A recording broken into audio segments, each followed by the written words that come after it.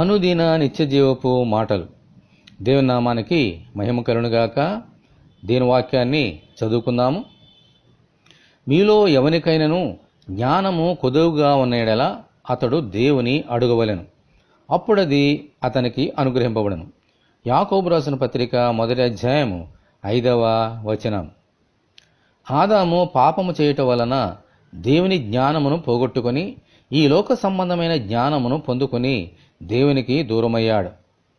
అందుచేత ప్రతి మనుష్యుడు ఈ లోకములో దేవుని జ్ఞానమును కోల్పోయి ఈ లోక జ్ఞానము చేత నడిపించబడుచున్నాడు.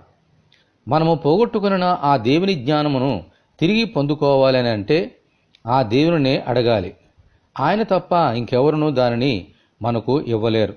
ఆమేన్, హల్లెలూయా.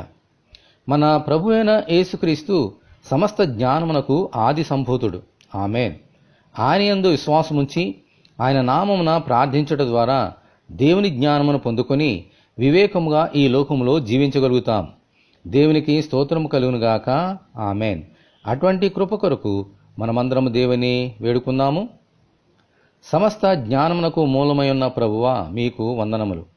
మాకు కొదువుగా ఉన్న మీ జ్ఞానమును ప్రసాదించి మీ బిడ్డలుగా ఈ లోకంలో జీవించినట్లు అనుగ్రహించమని, ఈ వాక్యము వింటున్న నీ బిడ్డలందరినీ అలాగున దీవించమని ప్రభువైన యేసుక్రీస్తు ద్వారా ప్రార్థన చేయుచున్నాము తండ్రి.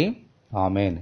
తండ్రి అయిన దేవుని నుండి మన ప్రభువైన క్రీస్తు యేసు నుండి కృపయు కనికరమును సమాధానమును మనకు కలుగునుగాక. ఆమేన్. పరిశుద్ధ దేవుని మందిరం.